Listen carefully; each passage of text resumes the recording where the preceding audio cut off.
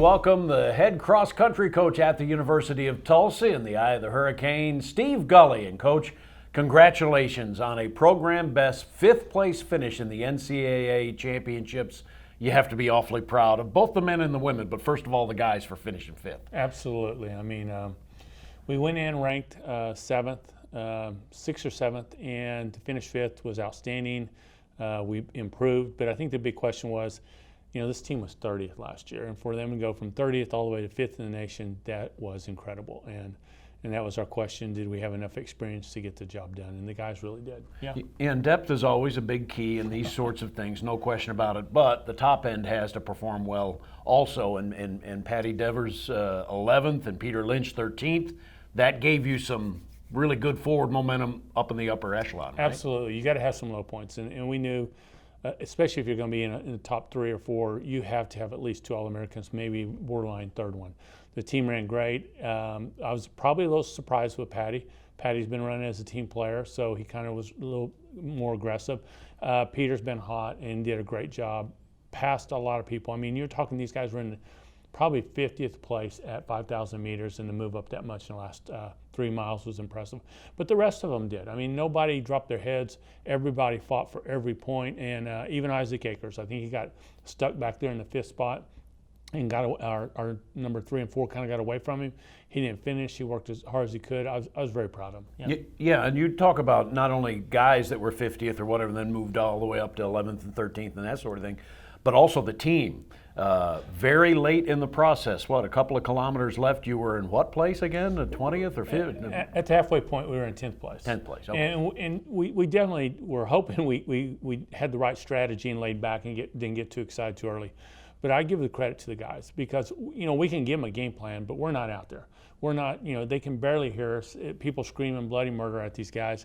And they just really did. I think in the last kilometer, we may have made up 30 spots. Yeah. Yeah, and no question, it was a terrific finish for you guys, and you were performing in Terre Haute, Indiana, in what looked like, the pictures looked like it was pretty muddy, was it? It was 35 degrees and it was raining, especially in the boys' race. The girls tore up the course before the guys got on it, so we were wondering, is that going to play into our hands or not? We were hoping it would slow it down. But I think the pace was still aggressive up front. I think we passed some teams, like I said, going from 10th to 5th in the last half of that race.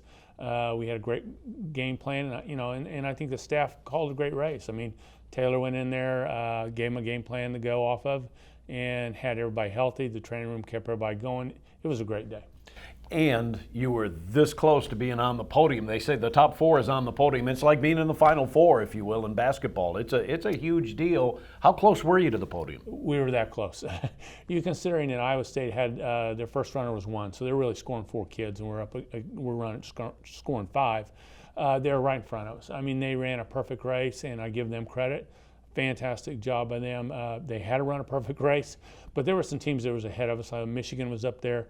Notre Dame was up there. There were some teams that were up ahead of us early on, and our guys didn't lose their composure. But yes, we were that close. And I think there's only so much I think you can improve in the mindset part of it. Is just, this is the same guys that were 30th last year. They just really got down the last year. They got serious with training, did the little things that makes a big difference. Yeah, and you mentioned Iowa State. That's a team you beat in the regionals, and they ended up, as you say, had a great race to get 4th, but you were so close. And overall, though, just a terrific performance. Absolutely. I mean, yes, we beat them by, I think, 4 or 5 points at Wisconsin.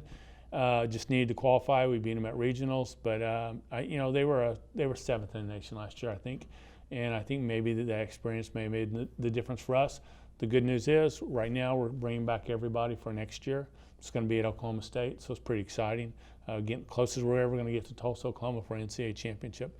And then, the one thing we probably haven't mentioned is the girls had a great race, too. They got 25th. I don't know if we could have got any more out of them the first time they've been to nationals with that group. And the key was they got there automatically. They got 2nd in the region, which it was a hats off to them. They really stepped it up. It was a magical year, conference, 2nd regionals, and then 25th in the nation. I couldn't be more proud of them, too. Yeah, Caitlin Klopfer and the rest of the crew leading the way really did a very nice job. And sometimes I don't want to say 25th is better than 5th, it isn't, but the 25th place finish certainly is a remarkable effort as well for your ladies. It's the highest finish we ever had on the women, so it was the highest finish on the men's side too. So it was a great year. But yes, I think we maybe had a lot of talent.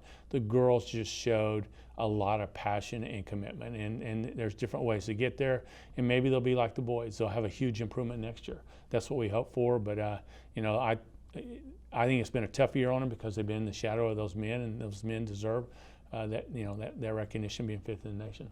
So what a fall! Wow, how do you top that? Now you get into the indoor and then the outdoor season, of course, and that's a whole different dynamic. Absolutely. I mean, you want to take it to the indoor. You lose a little bit of the team dynamics because it comes like more individual races and a lot more. But I think you're still building off that they had to be fit. They got confidence from this. We hope it carries over to the track and makes the team even better.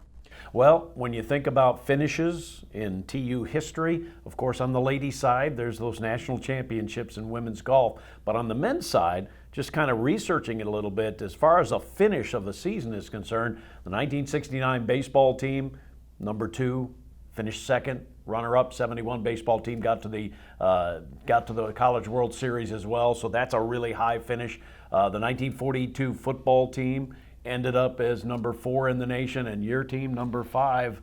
How's that make you feel? I mean, it's got to be gratifying for you as a coach to finish 5th in the nation. Absolutely. I mean, you look up at that wall and you want to be up on the wall and be remembered, and it's important. And like you said, you go back to a football team. I think it was 1941. Yeah, 1942. Yeah. 42. That's unbelievable when you think of all that history. And I think these kids want to be that, and I think they're really driven. I hope we keep the luck going, and we have a shot next year to improve on that and see how high we can go. Coach, congratulations again. We'll look forward to seeing indoor and outdoor now. All right, appreciate it. Head coach Steve Gully, University of Tulsa cross country, indoor and outdoor track. He is the busiest man in show business.